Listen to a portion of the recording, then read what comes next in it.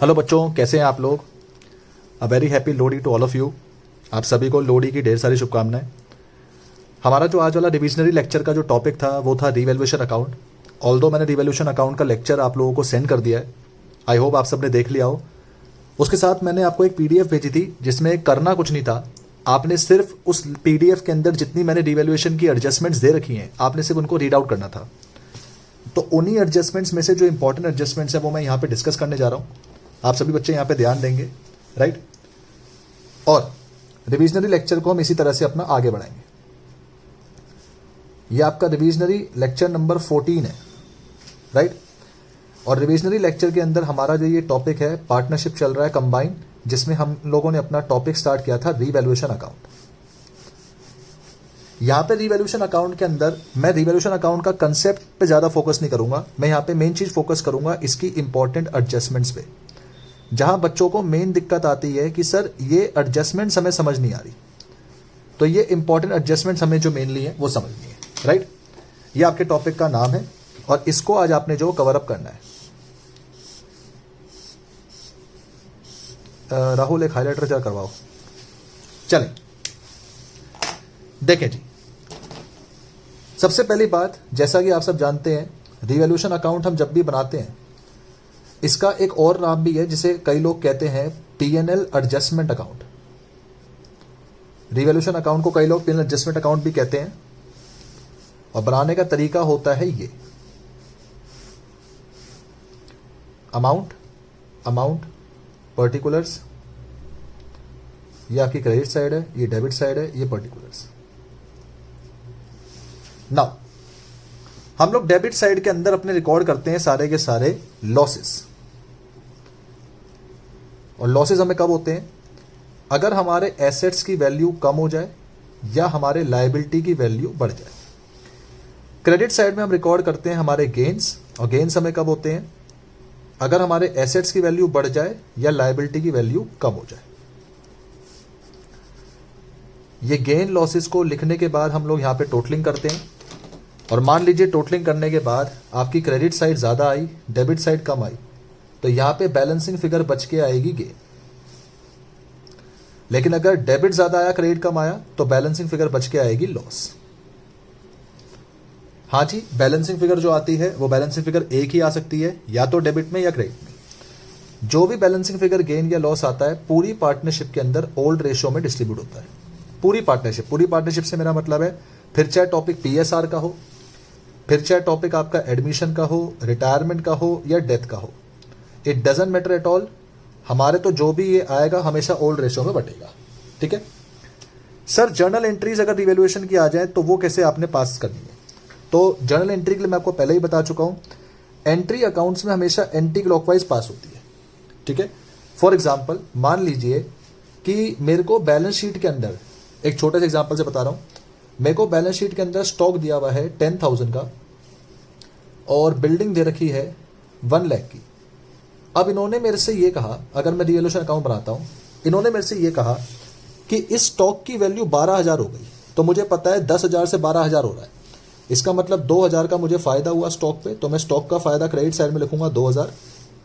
Similarly मान लीजिए building मेरी 70,000 की हो गई। अब अगर बिल्डिंग 70,000 की हो गई है तो मुझे 30,000 का घाटा हुआ। बिल्डिंग को मैं लिखूंगा डेबिट साइड, अपनी 30,000 का घाटा हुआ, राइट।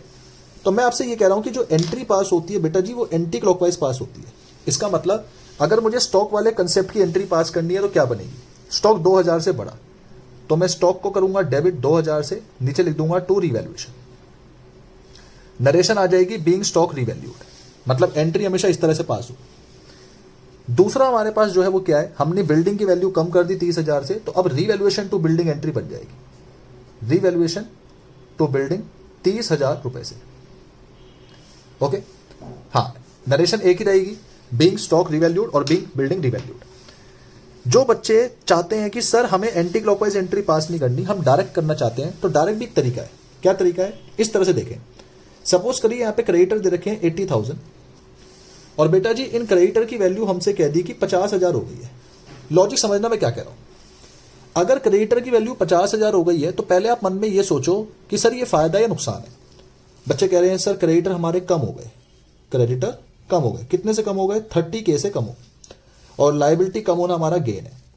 और सर ने आपको बताया था कि गेन रीवैल्यूएशन में क्रेडिट साइड रिकॉर्ड होते हैं, गेन रीवैल्यूएशन में क्रेडिट साइड रिकॉर्ड होते हैं। तो एंट्री कुछ इस तरह से बनेगी, क्योंकि गेन है तो रीवैल्यूएशन को तो 30K से कर दो क्रेडिट, राइट, क्योंकि गेन हो रहा है तो रीवैल्यूएशन को कर दो 30K से क्रेडिट। और क्योंकि आपने रीवैल्यूएशन 30K से क्रेडिट कर दिया तो डेबिट आप कर दो जिसके बारे में चर्चा हो रही है। किसके बारे में चर्चा हो रही है? क्रेडिटर। मतलब एंट्री बन जाएगी creditor account debited to revaluation. बच्चे कह रहे हैं सर अगर हम इसको एंटी क्लॉकवाइज करें तो कैसे होता? देखो जी, आपको गेन हो रहा है तो गेन आप यहां पे लिखते बाय क्रेडिटर 30,000, और सोचो अगर आप इसकी एंटी क्लॉकवाइज एंट्री पास करते तब भी क्रेडिटर टू रिवैल्यूएशन बनता, लेकिन मैंने आपको डायरेक्ट बता दिया। और सोचो, मान लीजिए यहां पे फर्नीचर होता 10,000, मैंने आपसे कहा कि बेटा इस फर्नीचर को 10% से डेप्रिशिएट कर दो। डेप्रिशिएट करना नुकसान है, तो नुकसान है तो रिवैल्यूएशन डेबिट हो जाएगा। 10,000 का 10% मैंने डेप्रिशिएट करा, यानी 1,000 का नुकसान हो गया। और ये बात हो किसके बारे में रही है? फर्नीचर। तो फर्नीचर को मैंने क्रेडिट कर दिया, एंट्री बन गई रिवैल्यूएशन टू फर्नीचर। आप चाहते तो यहां पर भी लिख सकते थे टू फर्नीचर 1,000 और फिर एंट्री रिवैल्यूएशन टू फर्नीचर बन जाती, राइट। तो एंट्री पास करना आपके हाथ में, आप चाहे तो एंटी क्लॉकवाइज पास करो या आप चाहो तो डायरेक्ट करो, वो आपकी हेडेक है, उसमें मेरा यहां पे कोई रोल नहीं है। मेरा जो मेन मुद्दा है यहां पे आपको समझाने का वो ये है कि रिवैल्यूएशन में इंपॉर्टेंट एडजस्टमेंट्स कौन कौन सी आती है जिनको आपने यहां पे देख के चलना है, राइट। तो सबसे पहले जो मैं रिवैल्यूएशन में इंपॉर्टेंट एडजस्टमेंट्स ले रहा हूं वो मैं ले रहा हूं यहां से। आ जाए case number 1। Case number 1, concept of valued as under valued, under valued और ओवर वैल्यूड। कह रहा है अगर आपको कभी बोल दिया जाए कि कोई पर्टिकुलर एसेट या लायबिलिटी अंडर वैल्यूड है या ओवर वैल्यूड है तो उसको आपने कैसे करना है, राइट। बेटा जी, अंडर वैल्यूड का मतलब होता है कि कोई पर्टिकुलर चीज कम है, हमने कम ले लिया उसको। और ओवर वैल्यूड का मतलब होता है कि कोई पर्टिकुलर चीज ज्यादा है जी, ठीक है। अब इसको ठीक कैसे करेंगे, इसको लॉजिक कैसे समझेंगे वो आपको मैं बता रहा हूं। देखें, एग्जांपल ले लिया मैंने, बैलेंस शीट दे रखी है, राइट। मान लीजिए बैलेंस शीट आपके पास ए और बी की है 1:1 में। इसमें क्या क्या दे रखा है? स्टॉक दे रखा है 1 लाख, और आपके पास लेट्स से प्लांट दे रखा है यहां पे 80,000, एंड लेट्स से आपके पास क्रेडिटर्स दे रखे हैं यहां पे आपके पास 2 लाख, राइट। कुछ एडिशनल इंफॉर्मेशन यहां पे दे दी। क्या दी? सबसे पहली चीज आपसे कहता है stock found to be under valued by, stock found to be under valued, right, by कितना परसेंट? लेट्स से हम कह देते हैं आपको, let's say stock found to be under valued by 20%, okay. तो स्टॉक जो हमारे पास है वो 20% से अंडर वैल्यूड है। इसके अलावा आपको दे दिया अगला, plant found to be over valued, plant found to be over valued by let's say आपको यहां पे दे दिया गया 100%। एंड थर्ड आपको दे दिया creditors are under casted by ₹10,000, right. ये 3 आपकी एडजस्टमेंट है। इन 3 एडजस्टमेंट को पहले मैं एनालाइज करना आपको जो वो बता रहा हूं। देखिए जी, ऐसा है, कह रहा है जी स्टॉक अंडर वैल्यूड है। अंडर वैल्यूड है का मतलब क्या है? स्टॉक कम है। तो बेटा जी जो स्टॉक हमारा कम है, हमारा फर्ज बनता है कि हमें वो स्टॉक बढ़ाना पड़ेगा। ध्यान देना, stock found to be under valued, इसका मतलब स्टॉक कम है, और कम है तो हमें उसे क्या करना पड़ेगा? बढ़ाना पड़ेगा। तो स्टॉक को बढ़ाएंगे यहां पे। इसका मतलब है पहले वाले केस में हमारे एसेट्स बढ़ रहे हैं, मतलब ये गेन होगा, राइट। दूसरा, plant found to be over valued, आपसे कह रहा है प्लांट की वैल्यू बढ़ी हुई है, प्लांट की वैल्यू ज्यादा है। और बेटा जी अगर प्लांट की वैल्यू ज्यादा है तो हमें क्या करना चाहिए? हमें इसको कर देना चाहिए कम, मतलब यहां एसेट कम हो रहा है तो ये आपका नुकसान होगा। तीसरा कह रहा है creditors are under casted. Under casted का मतलब भी होता है कि क्रेडिटर आपके कम है, आपने क्रेडिटर को कम दिखाया।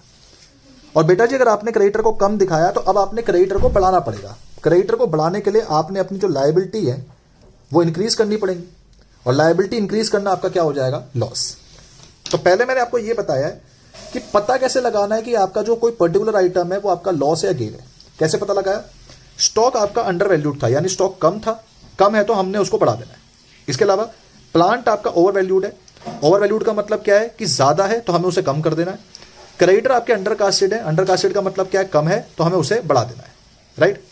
इस तरीके से आप ये पता लगाएंगे कि आपकी पर्टिकुलर इंफॉर्मेशन में प्रॉफिट हो रहा है या लॉस हो रहा है। उसके बाद मैं आपको अब बताऊंगा कि अमाउंट कैसे निकाली जाती है, तो वो देखेंगे। हाँ जी, अब हम देखेंगे कि जो अमाउंट हमारी है वो कैसे निकलेगी। तो अमाउंट निकालने का तरीका बड़ा सिंपल सा है। यहां पे कहा गया है कि स्टॉक 20% से अंडर वैल्यूड है।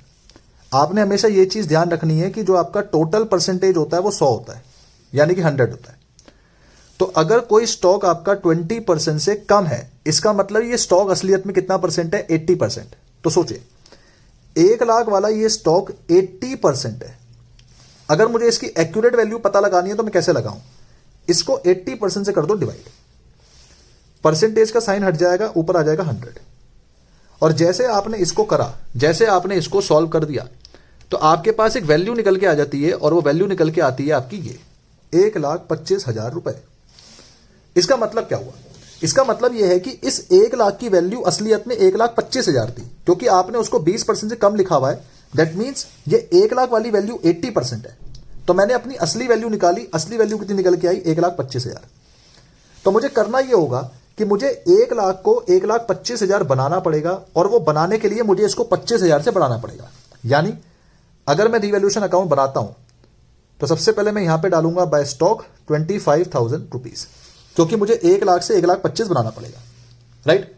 बच्चे यहां पे जो कॉमन मिस्टेक करते हैं वो क्या करते हैं, बच्चे कहते हैं sir stock found to be under valued by 20%। तो बच्चे 1 लाख का 20% निकाल देते हैं और वो आता है 20,000। और फिर अंडर वैल्यूड का मतलब वो सोचते हैं कि भैया वो कम हो रहा है तो उसको डाल देंगे डेबिट में। आपने लॉजिक समझना है कि stock found to be under valued का मतलब है कि स्टॉक कम है, अब हमें उसे क्या करना है, बढ़ाकर दिखाना है। और अगर उसको आपने बढ़ा के दिखाना है तो आपका फायदा हो गया। हेंस दिखाएंगे कहां पे, क्रेडिट साइड में। दूसरी बात, अगर ये आपका 20% से कम है, दैट मीन्स ये आपका 80% है, तो एक्यूरेट वैल्यू निकाल के दिखाओ। अब 1 लाख से 1,25,000 बनाने के लिए 25 से बढ़ा दें, राइट। सिमिलरली प्लांट कह रहा है ओवर वैल्यूड है बाय 100%। सोचो कोई चीज नॉर्मली 100% होती है और वो 100% से बढ़ी हुई भी है। इसका मतलब ये जो 80,000 वैल्यू दे रखी है ये असल में 200% है। 100% तो नॉर्मली होती है, लेकिन वो 100% से बढ़ी हुई भी है। तो अगर 80,000 200% है, अगर आप इसको 200% से डिवाइड कर देते हो तो सोच के देखो आपकी जो वैल्यू है वो निकल के आ जाती है 40,000 रुपीज। इसका मतलब ये 80,000 वाली वैल्यू असली में 40,000 की थी, तो मुझे इसको 40 बनाने के लिए 40 से कम करना पड़ेगा। तो मैं यहां पे आके लिखूंगा टू प्लांट 40K से मैंने इसको जो है वो कम कर दिया। And last, creditor under casted है 10,000 से। अगर क्रेडिटर 10,000 से कम है तो अब मुझे क्रेडिटर को बढ़ाना है, और क्रेडिटर को बढ़ाना मेरा नुकसान है, इसलिए मैं यहां पे लिखूंगा टू क्रेडिटर 10,000 रुपए। क्वेश्चन हो जाएगा मेरा सॉल्व, टोटलिंग कर दूंगा 50 में से 25 गया तो यहां पे मेरा निकल के आएगा बाय लॉस, और वो कितना आएगा 25,000 रुपीज। ठीक है, मेरे क्वेश्चन में बता रखा है कि ए बी पार्टनर है 1:1 में, तो ये जो लॉस आपके पास 25 आ रहा है ये बढ़ जाएगा एक ए में और एक बी में। ठीक है, कैसे बटेगा, ए का 12,500 बी का 12,500, ये आपका लॉस बट गया है। Now the main thing is, अगर इस क्वेश्चन में जर्नल एंट्री बोल दी जाती तो कैसे पास करते। अगर इस क्वेश्चन में जर्नल एंट्री आती तो जर्नल एंट्री आप पास करते इस प्रकार, देखें स्टॉक की एंट्री बनती stock to revaluation, stock to revaluation कितने का हमारे पास फायदा हुआ 25,000। इसके अलावा प्लांट और क्रेडिटर की एंट्री एक साथ कर सकते हैं, तो एंट्री बन जाती रिवैल्यूएशन टू प्लांट और आया था टू क्रेडिटर्स 10,000 40,000, ये हो गया 50,000। नाउ आपके पास जो लॉस आया था 25 वो ए और बी में बटेगा, तो लॉस को बांटने की एंट्री क्या होती है वो देखें। लॉस से पार्टनर की कैपिटल डेबिट होती है, हमने पास एडजस्टमेंट के अंदर पढ़ा था। तो A capital debit, B capital debit to revaluation, कितने का लॉस आया 25, और 25 का जो लॉस है ओल्ड रेशो यानी 1:1 में बट गया 12,500 12,500। ये एंट्री आपकी पास होती अगर ये क्वेश्चन आपके पेपर में आ जाता तो। बच्चे कॉमन मिस्टेक क्या करते हैं, बच्चे इन परसेंटेज को अप्लाई कर देते हैं इन्हीं के ऊपर, राइट। ये ऐसे अप्लाई नहीं करना, found to be over valued and found to be under valued वाले कंसेप्ट को आपने ध्यान से करना है, ताकि आपके क्वेश्चन में कभी भी गड़बड़ ना हो, राइट। ये आपका है कंसेप्ट नंबर 1। अब मैं आपको बता रहा हूं कंसेप्ट नंबर 2, जो कि है कि अगर कोई एसेट पार्टनर टेक ओवर कर लेता है, उनकी एडजस्टमेंट कैसे होगी। सो concept number 2, assets taken over bye partner. अगर पार्टनर कोई एसेट लेके चला गया तो उनकी एंट्री कैसे पास की जाएगी।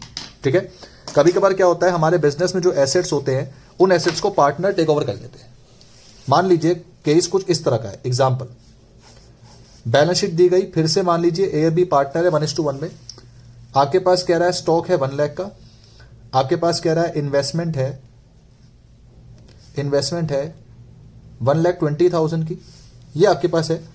और एडिशनल इंफॉर्मेशन यहां पे आपको दे दिया। पहला point, stock taken over by A. दूसरा दे दिया investment taken over by B at 1,30,000 rupees. ये है, ठीक है। अगर इस तरह से कभी केस आ जाए तो इनको आपने कैसे डील करना है वो मैं आपको बता रहा हूं। सबसे पहले रीवैल्यूएशन, और एक बनाते हैं यहां पे पार्टनर्स कैपिटल अकाउंट। मैं पार्टनर कैपिटल इसलिए बना रहा हूं यहां पे क्योंकि पार्टनर एक्वायर कर रहा है, तो पार्टनर कैपिटल में पोस्टिंग कैसे होती है आपको वो भी समझना जरूरी है। एक ए है, एक बी है, एक ए है, एक बी है। ओके, ये डेबिट साइड, ये क्रेडिट साइड, ये पर्टिकुलर्स,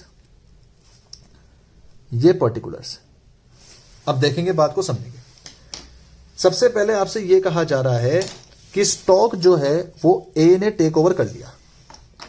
कह रहा है 1 लाख का स्टॉक ए भाई साहब ले गए, है कि नहीं। आप मुझे यह बताइए, अगर 1 लाख का स्टॉक ए लेके जा रहा है तो इसमें कोई फायदा या नुकसान तो हुआ नहीं, क्योंकि कायदे से देखा जाए तो 1 लाख की चीज 1 लाख में जा रही है। कोई फायदा नुकसान तो है नहीं, और कोई फायदा नुकसान नहीं है, नो गेन और नो लॉस है, तो ये रीवैल्यूएशन में तो नहीं आना चाहिए। इसका मतलब पहला पॉइंट रीवैल्यूएशन के अंदर नहीं जाएगा। क्यों नहीं जाएगा? क्योंकि किसी प्रकार का कोई गेन या लॉस नहीं होगा। लेकिन हमारा जो स्टॉक है वो स्टॉक हमारा ए भाई साहब लेके चले गए, और पार्टनर जो है, ध्यान से बात को समझना, पार्टनर जो है अगर हमारे पास कोई चीज लेकर जा रहा है तो उससे उसकी पार्टनर की कैपिटल का जो बैलेंस है वो कम हो जाता है। ध्यान से बात को समझना।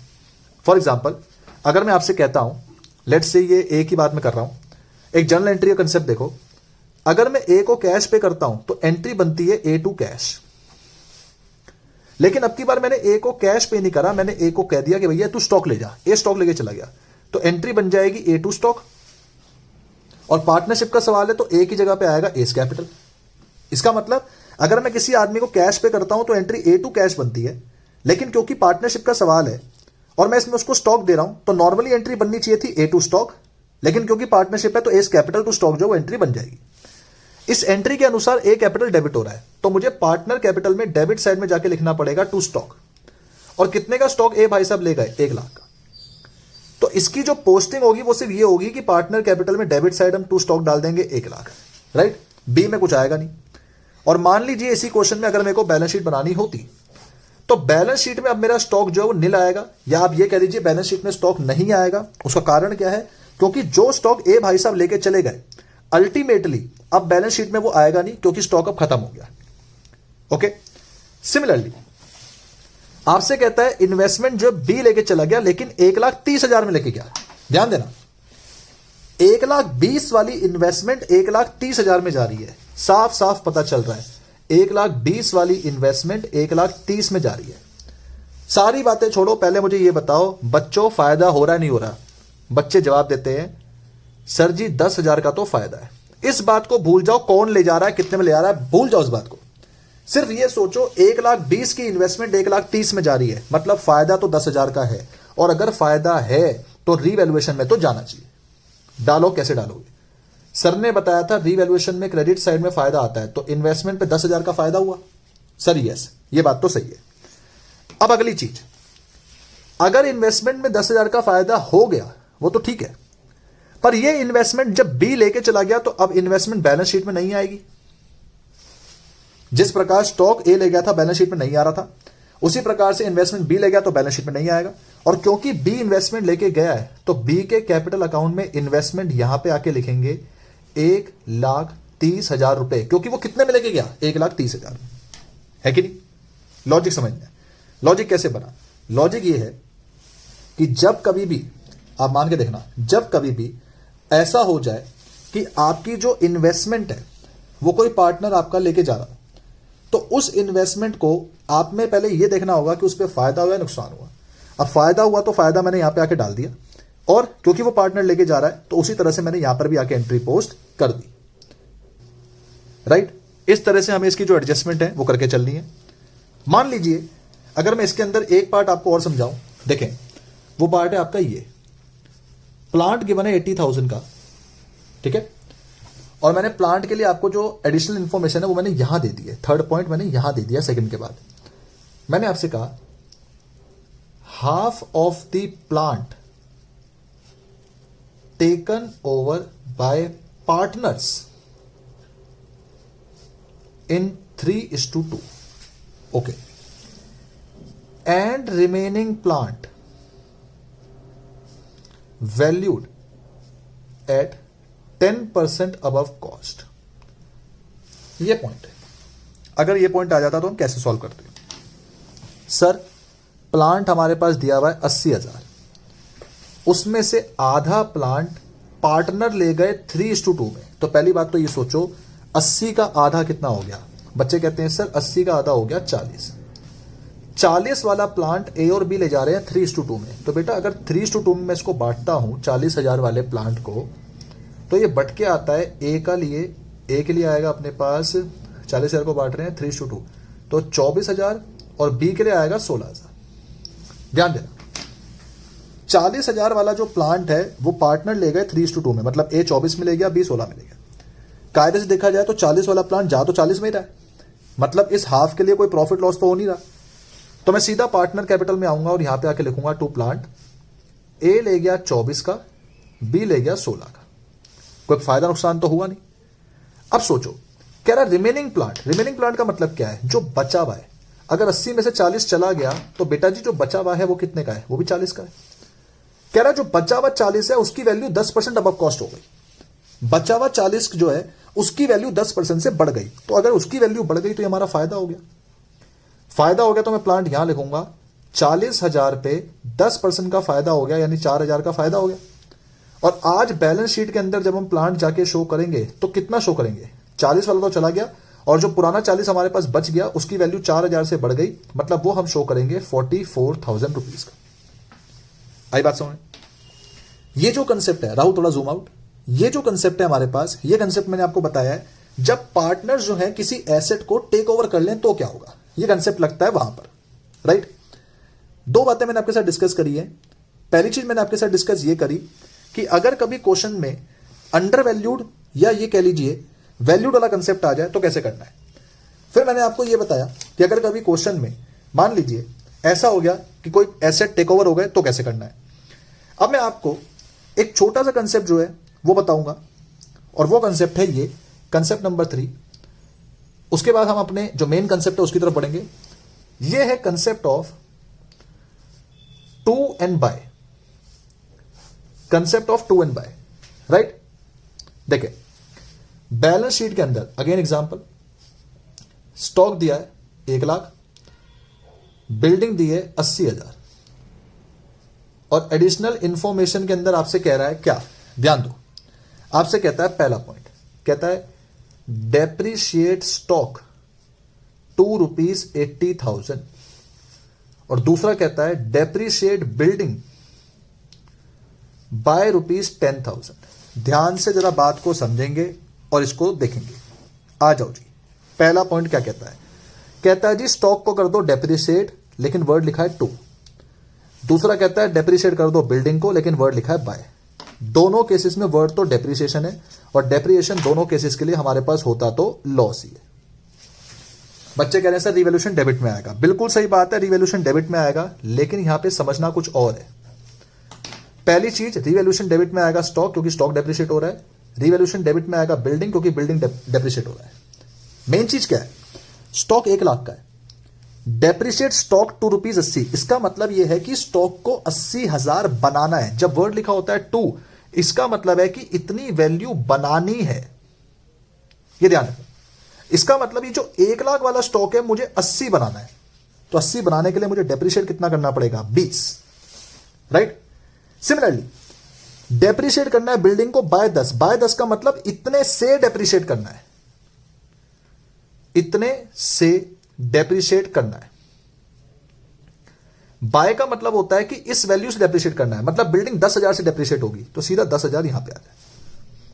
अगर इस क्वेश्चन में बैलेंस शीट बनानी हो तो आज स्टॉक की वैल्यू कितनी हो जाएगी? 80, और आज बिल्डिंग की वैल्यू कितनी हो जाएगी? 70, क्योंकि ये 80,000 बन चुका है और ये बिल्डिंग 10 से डेप्रिशिएट होने के बाद 70 बन चुकी है। इसका मतलब अगर कभी वर्ड 2 दे दिया जाता है तो 2 के केस में मुझे डिफरेंस उठाना होता है। 1 लाख से 80 डिफरेंस हो गया 20। लेकिन कभी वर्ड बाय दे दिया जाता है तो यही वाली वैल्यू अपने पास रिवैल्यूएशन में आ जाएगी। 2 और बाय का आपको मतलब समझ में आना चाहिए कि उनकी इंटरप्रिटेशन क्या है, उनकी हिंदी क्या है। जब तक हिंदी नहीं समझ में आएगी तब तक क्वेश्चन आपको नहीं समझ में आएगा, राइट। सो डेप्रिसिएशन स्टॉक ₹2.80,000 का मतलब है कि 80,000 अपने पास हमें इसको क्या करना है? बनाना है। एंड डेप्रिसिएशन बिल्डिंग पे लगाना है बाय 10,000, दैट मींस कि 10,000 का डेप्रिसिएशन लगाना है, राइट। ये था हमारे पास कंसेप्ट नंबर 3। अब मैं चल रहा हूं कंसेप्ट नंबर 4 की तरफ। हाँ, आप वीडियो पॉज करके जो आपके कंसेप्ट है बेटा उसको नोट डाउन करके चल सकते हैं। कंसेप्ट नंबर 4 है डिसऑनर। डिसऑनर ऑफ बिल या फिर चेक्स। डिसऑनर ऑफ बिल या फिर चेक्स। हमें अपने कस्टमर से यानी हमारे डेटर से बिल मिलते हैं, चेक मिलते हैं, और अगर वो बिल वो चेक कभी बाउंस हो जाए, डिसऑनर होने का मतलब होता है कि वो कभी बाउंस हो जाए, तो उनका क्या ट्रीटमेंट होगा। एग्जाम्पल समझेंगे। आ जाओ एग्जाम्पल में। बैलेंस शीट दे रखी है, डेटर्स 1 लाख, BR 80,000, बैंक 50,000।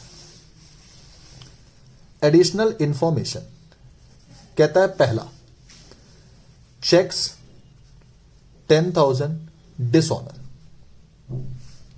दूसरा, BR 10,000 dishonour.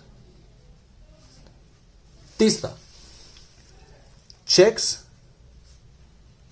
Discounted by bank dishonour. Fourth, BR discounted by bank dishonour. ₹5,000, ₹5,000। ठीक है। तो आपको सबसे पहली बात तो यह समझनी है, ध्यान से देखिएगा, डिसऑनर हो जाने से कोई फायदा या नुकसान नहीं होता। नो गेन और नो लॉस। आप कहेंगे सर ये क्या कह रहे हो, कोई चेक बाउंस हुआ तो तुम्हारा नुकसान होता है? नहीं जी बेटा, ऐसा नहीं है। क्यों नहीं है, मैं आपको उसका मतलब बता रहा हूं, ध्यान दीजिए। व्हेन चेक रिसीव्ड, जब चेक हमें मिलता है, या कह लीजिए जब आपको बिल रिसीवेबल मिलता है, तो एंट्री क्या पास होती है? देखो जी, बिल मिला या चेक मिला, बिल मिला तो BR, चेक मिला तो बैंक। एंट्री क्या पास होती है? To debtors. ये एंट्री हम पास करते हैं जब हमें कोई चेक या BR मिलता है। और अगर ये चेक आपका बाउंस हो जाता है, ये आपका डिसऑनर हो जाता है, तो हम क्या करते हैं? हम इसी एंट्री को रिवर्स कर देते हैं कि जो मिला होगा उसे कैंसिल करना है। तो कैंसिल करने पे एंट्री क्या बन जाएगी? डेटर्स टू BR या फिर बैंक। ये एंट्री हमारे पास जो वो बन जाती है। मेरी बात को बहुत ठंडे दिमाग से सुनेंगे। जब मुझे चेक मिला तो मेरे BR और बैंक का बैलेंस बढ़ गया और डेटर कम हो गया। इसका मतलब कि मेरा एक एसेट बढ़ गया और मेरा जो एक एसेट है वो क्या हो गया? कम हो गया। ये एसेट, राइट। और जब ये चेक मेरा बाउंस हो गया तो मैंने एंट्री उल्टी कर दी। उल्टी करने का मतलब अगेन मेरा एक एसेट बढ़ गया और एक एसेट कम हो गया। बेटा बात को समझे, एक एसेट बढ़ रहा है, एक कम हो रहा है। सिमिलरली एक बढ़ रहा है, एक कम हो रहा है। मैं आपको डिसऑनर वाला फंडा जो है वो पढ़ा रहा हूं। तो डिसऑनर वाले फंडे के अंदर जाहिर सी बात है, एक एसेट बढ़ता है, एक कम होता है। जब एक एसेट बढ़ने पे गेन हुआ तो दूसरा एसेट गिरने पे लॉस हुआ और गेन लॉस नलीफाई होके नो गेन नो लॉस बन गया। इसका मतलब कोई भी चीज अगर कभी बाउंस होती है तो उस पर हमें ना तो फायदा होता है ना नुकसान होता है, और अगर कोई फायदा कोई नुकसान नहीं होता तो यह चीज आपकी रीवैल्यूएशन अकाउंट के अंदर कभी नहीं जाएगी। इसका ट्रीटमेंट सिर्फ और सिर्फ आएगा बैलेंस शीट के अंदर, और कैसे आएगा मैं आपको वो समझाऊंगा। देखें कैसे। अगर इस क्वेश्चन में मैं बैलेंस शीट बनाता, ठीक है, फर्स्ट पॉइंट कैसे होता, कह रहा है चेक 10,000 के बाउंस हो गए, तो चेक बाउंस होने से एंट्री क्या होगी, डेटर टू बैंक होगा। ये मुझे डेटर जो अपने पास हैं वो बढ़ा देने होंगे, 1 लाख में 10,000 प्लस कर देना होगा, यानी 1,10,000 बन जाएगा। और जो मेरा बैंक है उसमें मेरे को बैंक की वैल्यू रखी थी, सॉरी 50,000, उसमें से मैं अपने 10,000 को कर दूंगा माइनस, आज वो हो जाएगा 40,000, राइट। इसी तरह से मान लीजिए अगर मेरा बिल 10,000 का बाउंस होता तो मैं क्या करता, सेकंड, अगर बिल बाउंस होता, करना सारा काम बैलेंस शीट में ही है। अब मैं आपको नॉर्मल लिख के बताऊंगा, डेटर बढ़ जाएंगे 10,000 से और बीआर कम हो जाएगा 10,000 से, राइट। इसके अलावा अगर कभी यह कह दिया जाए कोई चीज डिस्काउंट होने के बाद बाउंस हुई है, ध्यान रखना, कोई चीज डिस्काउंट होने के बाद बाउंस हुई है, तो उसका ट्रीटमेंट हम हमेशा बैंक से करते हैं। मतलब होगा ये, अगर थर्ड पार्ट का मैं आपको बताऊं, कोई चेक या कोई बीआर आपने डिस्काउंट कराया जो कि बाउंस हो गया, तो डेटर तो आपके 5,000 से बढ़ जाएंगे, और क्योंकि डिस्काउंट के बारे में चर्चा हो रही है तो बैंक आपका 5,000 से कम हो जाएगा। And last part, BR discount कराया और वो बाउंस हो गया, डेटर बढ़ जाएंगे 5,000 से और बैंक आपका जो माइनस हो जाएगा 5,000 से। इस तरह से जब भी कोई चीज बाउंस होती है डिस्काउंट होने के बाद, तो आपको याद होना चाहिए, आपने 11th क्लास के अंदर पढ़ा था डिस्काउंटिंग बिल ऑफ एक्सचेंज, आपने 11th क्लास के अंदर यह भी पढ़ा था कि कोई चेक हम डिस्काउंट करा सकते हैं, तो डिस्काउंट कराने से पैसा हमारे पास बैंक में आ जाता है, और जो पैसा बैंक में हमारे पास आया होता है अब हमें उसे खत्म करना होगा, और क्योंकि वो पैसा डेटर से लेना बाकी है तो डेटर को हम जाके बढ़ा देते हैं, राइट। यानी होता यह है जब भी कोई चीज बाउंस होती है डेटर का बढ़ना तो तय है, डेटर बढ़ेगा, डेटर बढ़ेगा, डेटर बढ़ेगा, डेटर बढ़ेगा। कम क्या होता है, अगर चेक बाउंस हो रहा है तो बैंक माइनस हो जाएगा, बीआर बाउंस हो रहा है तो बीआर माइनस हो जाएगा, और कोई चीज अगर डिस्काउंट होने के बाद बाउंस हो रही है तो पक्की बात है बैंक की माइनस होगा, राइट। ऐसा होता है ना। समझो, यह आदमी है राम, राम ने आपको एक चेक दिया 10,000 का, आपने एंट्री पास करी बैंक टू राम, यह चेक हो गया बाउंस। आपने राम को बोला नालायक तूने जो मुझे चेक दिया बाउंस हो गया, तो मैं एंट्री उल्टी पास कर रहा हूं, यानी एंट्री बन गई Ram to bank. Ram to bank entry से बैंक क्रेडिट हो रहा है, बैंक क्रेडिट होने का मतलब है बैंक को माइनस करना पड़ेगा।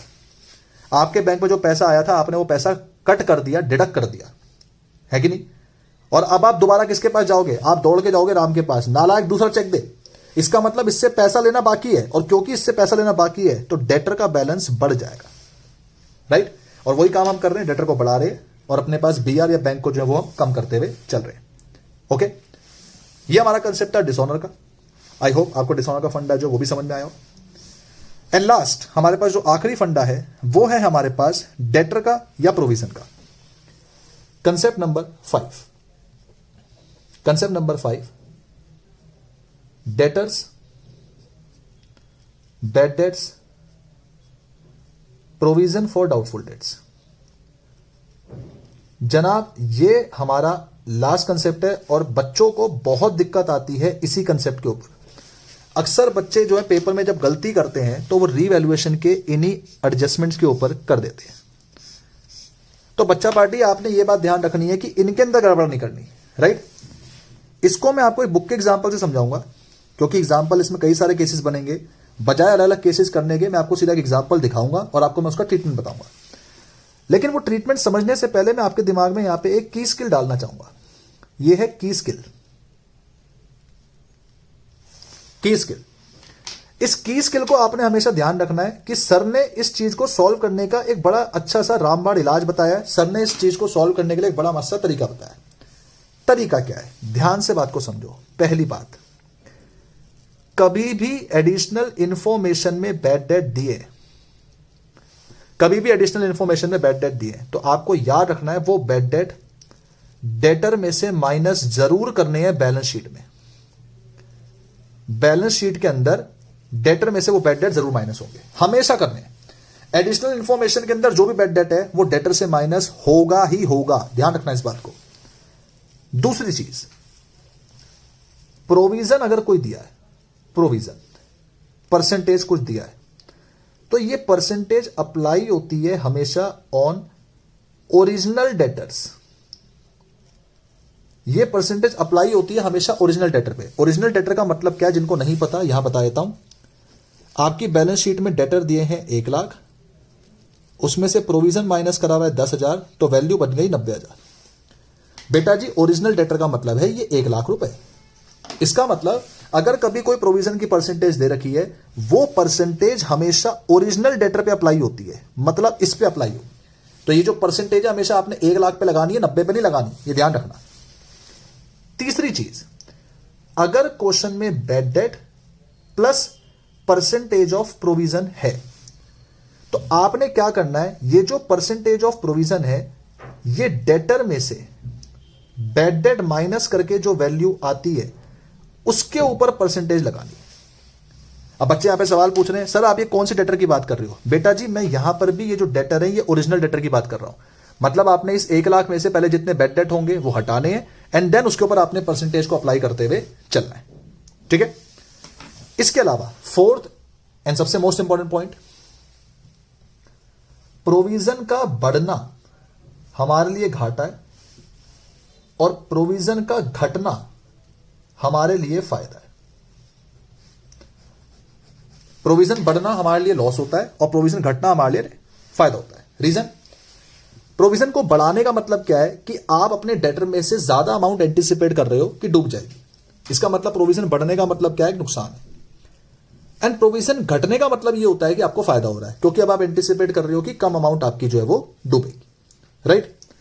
लास्ट, जो भी कोई आपका प्रोविजन होता है उसकी एडजस्टमेंट कैसे करनी है, उसके लिए मैं आपके दिमाग में बस एक चीज डालूंगा, और वो चीज आपकी ये है कि जितना भी लॉस या गेन हुआ, ध्यान से बात को समझना, या फिर इसको छोड़े 5वें पॉइंट को, कहीं आप कंफ्यूज हो, बेहतर है कि आप ये अपने 4 पॉइंट ध्यान रखें।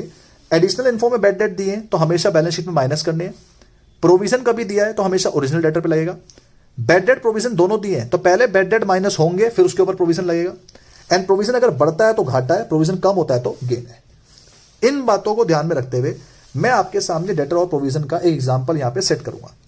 आपने उन एग्जाम्पल को समझना है और उन एग्जाम्पल के आधार पर आपने अपने क्वेश्चंस को आगे जो वो क्या करना है, सॉल्व आउट करना है। राइट। आए एग्जाम्पल में आपको यहां पे जो बता रहा हूं वो है ये। सब बच्चे ध्यान में देखते हुए चलेंगे। यहां पे एग्जाम्पल इंपॉर्टेंट है थोड़ा सा। ये आपके एग्जाम्पल में बैलेंस शीट दे रखी है और बैलेंस शीट में आपको डेटर्स दे रखे हैं 1,20,000, माइनस में आपको यहां पे प्रोविजन दे रखा है 20,000 और ये वैल्यू दे रखी है 1 लाख। अब आपके पास कुछ एडिशनल इंफॉर्मेशन जो वो दे रखी है। क्या एडिशनल इंफॉर्मेशन है? सबसे पहला कहता है ऑल डेटर्स आर गुड। सबसे पहला ये पॉइंट है। दूसरा आपसे कहता है बैड डेट्स 10,000 रुपए, या बैड डेट्स को 18,000 रुपीज जो वो ले लो। तीसरा आपसे कहता है बैड डेट्स 22,000 रुपीज। फोर्थ आपसे कहता है provision on debtors, let's say आपसे कहता है 5%। फिफ्थ आपसे कहता है प्रोविजन ऑन डेटर्स 20%। सिक्स्थ आपसे कहता है bad debts let's say 25,000। Okay. And provision on debtors आपसे कहता है 10%। ठीक है। पहले मैं आपको ये पॉइंट समझाऊंगा। अब देखिए है क्या, आपको बैलेंस शीट दी जाएगी और इन केसेस में से कोई एक केस दे दिया जाएगा। राइट। तो ये मत सोचना कि ये सर ने सारे केस बता दिए, सारे केस ही आएंगे, ऐसा नहीं हो सकता। सब में से कोई एक केस आएगा, ये बात आपके ध्यान में होनी चाहिए। आ जाओ बच्चे, शुरू करते हैं। सबसे पहले देखते हैं क्या ओरिजिनल डेटर है 1,20,000। ओके। अंदर प्रोविजन दिया है 20। तो ये जो अंदर प्रोविजन दिया होता है, मैं इसका नामकरण कर रहा हूं, इसका नाम होता है ओल्ड प्रोविजन। क्या होता है? Old provision. अच्छा सर, ओके। और ये जो बाहर डेटर दिए होते हैं इनका नाम होता है नेट डेटर्स। नेट डेटर्स का मतलब है आफ्टर प्रोविजन। ये आपके ओरिजिनल डेटर है, ये आपके ओरिजिनल डेटर है। इनमें प्रोविजन माइनस होता है, ये ओल्ड प्रोविजन है, और ये आपके नेट डेटर्स जो है वो कहलाते हैं, राइट। अब पहला पॉइंट पढ़िए क्या कहता है। कहता है सारे डेटर सही है। सारे डेटर सही का मतलब क्या है कि भैया हमारा पैसा नहीं डूबने वाला, और अगर पैसा नहीं डूबने वाला तो ये जो प्रोविजन हमने बना रखा है अब इसकी जरूरत हमें नहीं है। ध्यान दो जरा, मेरी बात को समझना। डेटर्स सारे सही हैं, इसका मतलब जो हमने ये ओल्ड प्रोविजन बना रखा है अब मुझे इसकी जरूरत नहीं है।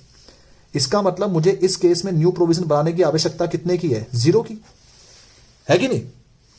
क्योंकि अगर मेरे को मेरे सारे डेटर पैसा दे देंगे तो मैं प्रोविजन बनाऊं क्यों? यानी नया प्रोविजन कितना होगा? 0। और सोचो 20,000 से प्रोविजन 0 हो रहा है। याद करो सर ने क्या बताया। सर ने कहा था प्रोविजन कम हो जाए तो गेन होता है कि नहीं बेटा? तो लॉजिक क्या बना? लॉजिक ये बना, रीवैल्यूएशन में मैं क्रेडिट साइड में जाके लिखूंगा बाय प्रोविजन, क्योंकि मुझे फायदा हो रहा है। कितने का फायदा हो रहा है? 20,000। क्यों? क्योंकि 20,000 पुराना प्रोविजन जो था अब मेरे को 0 करना है, इसलिए 20 से 0 होने पे 20,000 का फायदा हो गया, राइट। बैलेंस शीट में क्या होगा? ध्यान से बात को समझे। बैलेंस शीट में आपने क्या करना है, डेटर्स की जो नेट डेटर वैल्यू होती है, नेट डेटर्स, वो वैल्यू अपने दिमाग में रखनी है।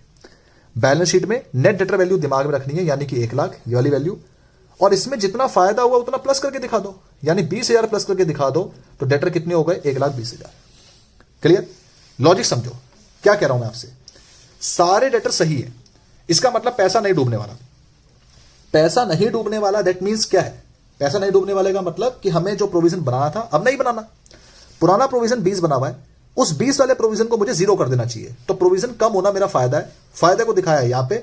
और फायदे आपने देखा था जैसे बिल्डिंग की वैल्यू बढ़ती थी तो हम बढ़ा के दिखाते थे, उसी तरह से प्रोविजन से फायदा हुआ तो मैंने डेटर की वैल्यू भी बढ़ा के दिखा दी, राइट। ये आपका है पॉइंट नंबर 1। ओके, दूसरा पॉइंट, पॉइंट नंबर 2, इसके साथ मैं लिख देता हूं, यह है आपका पॉइंट नंबर 1।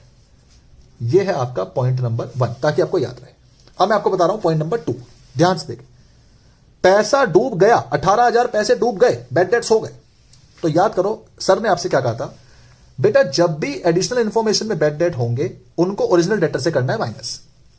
ओरिजिनल डेटर कितने हैं? 1,20, उसमें से माइनस कर देंगे आप अपने बैड डेट्स, और बैड डेट कितने के? 18,000।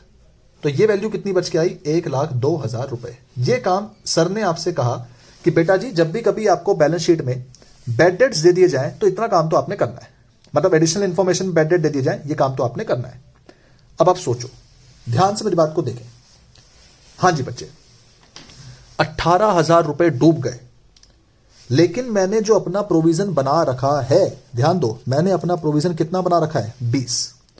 मतलब मैंने अपने बैड डेट्स के लिए पहले से तैयारी कर रखी है। अब अगर क्योंकि मेरे 18,000 रुपए डूबे हैं तो मैं अपने ये 18,000 रुपए इस 20 से रिकवर कर सकता हूं, क्योंकि मैंने उसकी तैयारी कर रखी है। अब सोचो अगर मेरे 18,000 रुपए डूब गए और गुल्लक मैंने 20 की बना रखी है तो मैं इस 20 से पूरे 18,000 रुपए निकाल सकता हूं। इसका मतलब मुझे कुछ घाटा तो हुआ नहीं। लॉजिक समझो, आपको लगता था कि आज बारिश पड़ जाएगी और आपने पहले से छतरी खरीदी हुई है। अरे अगर अब बारिश पड़ भी गई तो कोई नुकसान थोड़ी ना हुआ। सिमिलरली आपको लगता था पैसा डूब जाएगा तो आपने पहले ही माइनस कर लेके अपनी गुल्लक बना दी थी 20,000 की। अब पैसा डूब गया 18,000, तो ये कोई नुकसान थोड़ी ना है, क्योंकि जो पैसा डूबा आप अपनी गुल्लक से निकाल सकते हो। हेंस हमारा इस केस में कोई भी गेन या कोई भी लॉस नहीं हुआ, और कोई भी गेन कोई भी लॉस नहीं हुआ इसलिए रिवैल्यूएशन के अंदर ये नहीं जाएगा। बताएं, बात सबको समझ में आई? बड़ा सिंपल सा लॉजिक है कि हमारे जो 18,000 का जो ये घाटा हुआ था हम इस प्रोविजन से रिकवर कर सकते हैं। इसीलिए हमारे पास यहां पे जो लॉजिक बन गया वो क्या बन गया कि भाई 18,000 जो बैड डेट है वो यहां से कवर हो चुके हैं, और बैलेंस शीट के अंदर बस हमें इसको इस तरह से करके दिखाना है, राइट। थर्ड, तीसरा पॉइंट ध्यान से देखेंगे। बैड डेट अब की बार है 22,000 रुपए के। तो मैंने जैसा कि आपको बताया, जब भी कभी आपको बैड डेट दे दिए जाए आप अपने ओरिजिनल डेटर से 1,20,000 से माइनस करोगे बैड डेट्स 22,000 रुपए, तो वैल्यू आपके पास निकल के आ जाएगी ये 98,000 रुपीज। ये आपका हो गया थर्ड। अब सारे बच्चे ध्यान से मेरी बात को देखें और सुनते। बेटा मैंने गुल्लक बनाई थी 20,000 की, लेकिन पैसा डूब गया 22,000। सोचो, अरे भैया गुल्लक थी 20 की, पैसा डूबा 22। मैं कहूंगा चल भाई मटकी फोड़ के 20 तो निकाल लेते हैं, मतलब 20 तो कवर हो गए, लेकिन 2,000 मुझे अपनी जेब से भरने पड़ जाएंगे, और जो 2,000 मैं अपनी जेब से भरूंगा वो मेरे बैड डेट का नुकसान है, 2,000 रुपए यहां पे आ जाएगा और ये मेरा हो गया तीसरे वाले स्टेप के लिए काम, है कि नहीं? तीनों के तीनों पॉइंट को दोबारा देखें। जब आपके पास सारे डेटर सही हैं तो प्रोविजन की जरूरत नहीं है, इसलिए प्रोविजन यहां से हटा दिया, ये आपका फायदा हुआ और यहां पे आके नेट डेटर में प्लस कर दिया। इसके अलावा बैड डेट्स 18,000 के हैं तो यहां से सारे रिकवर हो गए, इसलिए घाटा कुछ नहीं हुआ, यहां नहीं आएगा। और यहां पे बस बैड डेट माइनस करके दिखा दिए।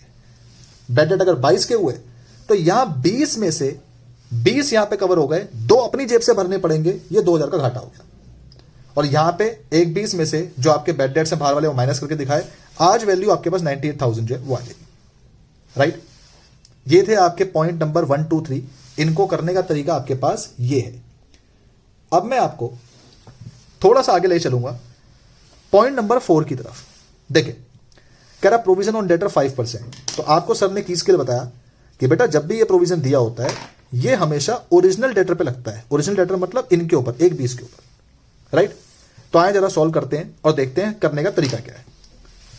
5% कह रहा है एक 20 के ऊपर। तो अगर मैं सोचूं यार एक 20 पे 5%, अच्छा अगर मैं निकालता हूं तो ये आता है 6,000। ओ, मतलब नया प्रोविजन कितने का है? 6,000। अब हिसाब लगाओ बेटा जी, अगर नया प्रोविजन 6,000 का है, पुराना प्रोविजन 20 है, 20 से प्रोविजन 6 बनाना है। अरे भाई साहब 14,000 का फायदा हो गया, क्योंकि प्रोविजन कम करने का मतलब क्या है कि आपका फायदा हो रहा है। तो 14,000 का फायदा हो गया और ये फायदा आपका पॉइंट नंबर 4 है। सर अब उसमें क्या करेंगे बैलेंस शीट में? तो आपको मैंने बताया था जब भी ऐसा प्रोविजन वाला पॉइंट आ जाए और ऐसा फायदा वगैरह कुछ आ रहा है तो अपनी बैलेंस शीट में जाओ, डेटर्स लिखो जो नेट डेटर्स ने कितने के हैं, 1 लाख। ये नेट डेटर 1 लाख के, ठीक है। फायदा हो गया 14 का, तो 14 का जो प्रोविजन है वो यहां पे आपने जो प्लस कर दिया। आज वैल्यू कितनी हो गई? 1,14,000 रुपए। और ये पॉइंट आपका हो जाएगा point number 4। Rahul zoom out कर, देखें दोबारा से। प्रोविजन 5% का बनाना है तो 1,20,000 पे अगर मैंने 5% लगाया, ये आया 6,000, मतलब नया प्रोविजन 6,000 हो गया। प्रोविजन 20 से 6 करना है तो 20 से 6 करने के लिए मुझे 14,000 का जो प्रोविजन है, ध्यान देना, 14,000 का जो प्रोविजन है वो अपने पास कम करना पड़ेगा और कम करने से फायदा हो गया। और नेट डेटर्स यहां पे आके जिसमें प्लस कर दिया। राइट, मान लीजिए अगर 5वां पॉइंट आ जाए, कहता प्रोविजन ऑन डेटर 20% है, तो बेटा सबसे पहले ये बताओ 20% किस पे लगेगा? एक 20 पे। और अगर मैं एक 20 पे 20% लगा दूं, ध्यान से सुनना बात को, एक 20 पे 20% लगा दूं तो आता है 24,000। इसका मतलब बच्चे मेरा अब की बार जो नया प्रोविजन बन गया वो बन गया 24,000 का। सोचो 20,000 से 24,000 बनाना है। अरे भैया प्रोविजन को बढ़ाना है, और प्रोविजन को बढ़ाना है तो 4,000 का हो गया घाटा। यह है पॉइंट नंबर 5। सर घाटा हुआ है तो बैलेंस शीट में नेट डेटर में से माइनस हो जाना चाहिए। कर दो जी माइनस। कितने घाटा हुआ? 4। तो यहां वैल्यू आ जाएगी 96,000। ये हो गया पॉइंट नंबर 5। बताएं बात समझ में आई? एंड लास्ट पॉइंट कहता है जी बैड डेट भी हो गए। आओ जरा समझो बात को। लास्ट पॉइंट पे मैं लगा रहा हूं स्टार, क्योंकि आपकी समरी बनेगा। ठीक है, कहता है जी अंकित जी बैड डेट भी हो गए। लास्ट पॉइंट को मैं दिखाता हूं यहां पे। राहुल जूम कर दो, क्वेश्चन दिखता रहना चाहिए। ये रहा आपका क्वेश्चन, ध्यान से सब बच्चे सुनेंगे। बैड डेट हो रहे हैं 25 के। तो सबसे पहले सर ने आपको बताया बेटा जी अगर कभी बैड डेट दे दिए जाए तो बैलेंस शीट में डेटर में जो आपके ओरिजिनल डेटर हैं उसमें से माइनस कर दो बैड डेट्स।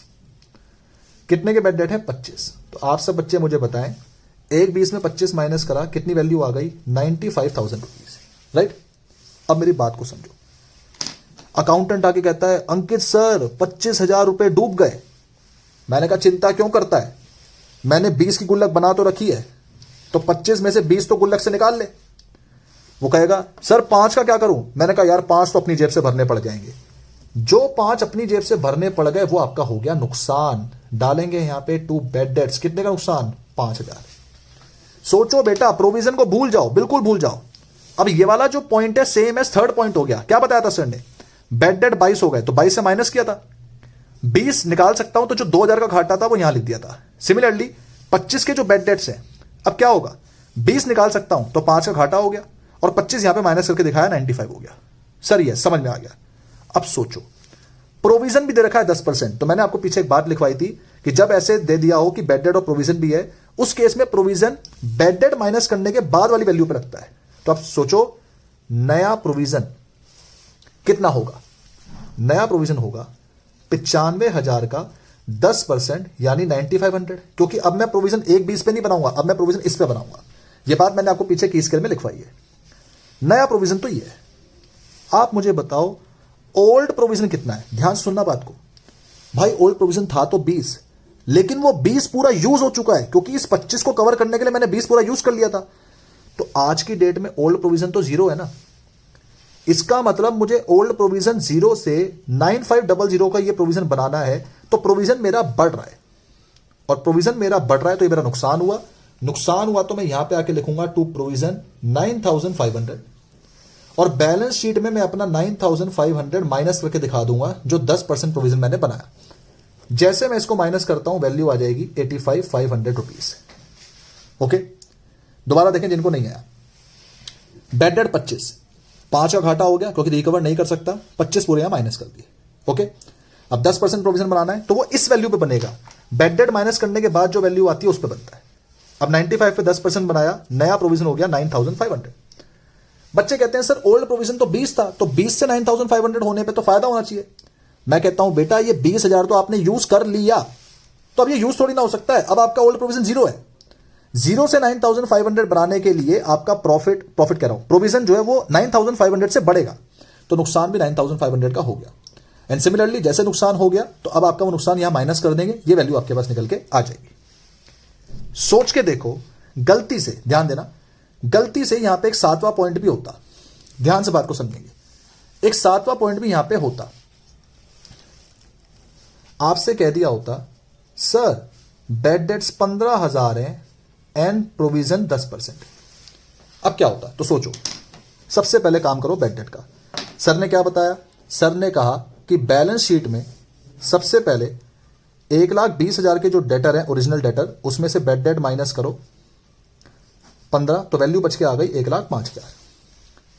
15,000 अगर बैड डेट हुए हैं तो आप उनको 20 से रिकवर कर सकते हो। इसका मतलब इस केस में रीवैल्यूएशन में कोई फायदा कोई नुकसान नहीं आएगा, क्योंकि ये 15 पूरे के पूरे रीवैल्यूएशन में कवर हो गए। मतलब कि हमारे पास पूरे के पूरे ओल्ड प्रोविजन से कवर हो गए। अब मेरी बात देखो, मेरे बच्चे ओल्ड प्रोविजन जो था 20 था, यूज सिर्फ कितना करा? 15। तो बेटा जी आज भी ओल्ड प्रोविजन कितना बचा? सर 5,000 बचा है। अब मैं आपसे कहता हूं नया प्रोविजन 10% बनाना है, तो नया प्रोविजन 10% इसके ऊपर बनेगा। न्यू प्रोविजन 10% अगर मैं बनाता हूं बनता है 10,500। तो क्या आप मुझे बता सकते हो पुराने प्रोविजन से नया प्रोविजन बनाना है 10,500 का? अरे बच्चे तो नुकसान कितने का होगा? 5,500 का होगा, नहीं होगा। और यहां बैलेंस शीट में हमेशा माइनस करते हैं नया प्रोविजन। ध्यान रखना, क्या माइनस करते हैं? नया प्रोविजन। और नया प्रोविजन आपका कौन सी वैल्यू है? 10,500, वो यहां पे कर देंगे माइनस, ये आपकी वैल्यू निकल के आ जाएगी। और जब आप इसको निकालते हो तो वैल्यू आपके पास निकल के आती है ये 94,500। हमेशा ध्यान रखना कि बैलेंस शीट में हमेशा जो नया प्रोविजन होता है वो माइनस होता है। चेक कर लो, यहां भी मैंने नया प्रोविजन माइनस किया था जो 10% था 9500 का। यहां भी 10,500 का जो नया प्रोविजन है वो माइनस में यहां पे कर रहा हूं, राइट। तो ये आपका 7वां केस था, जो एक एक्स्ट्राऑर्डिनरी केस मैंने आपको बता दिया कि अगर कभी आ जाए तो आप इसको इस तरह से करते हुए चलोगे। ओके, अक्सर देखा यह जाता है कि बच्चा जो गलती करता है रिवैल्यूएशन में वो डेटर और प्रोविजन वाले पॉइंट में करता है, तो आपने डेटर और प्रोविजन वाले पॉइंट में अटकना नहीं है।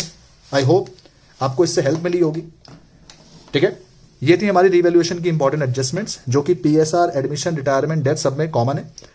इस तरह से आप इसको करते हुए चलेंगे, राइट। वीडियो पसंद आती है तो वीडियो को लाइक करिए, कमेंट करके बताइए कि कोई आपको डाउट हुआ तो उस डाउट का जो है सोल्यूशन मैं आपको बताऊंगा। कमेंट करके बताइए वीडियो में क्या पसंद आया, ताकि हम इसी तरह से और नई वीडियोस आपके पास लेकर आते रहे, right. Thank you so much again, a very happy Lohri to all of you. अपना ख्याल रखें, जल्दी मिलेंगे नेक्स्ट वीडियो के अंदर। Thank you so much.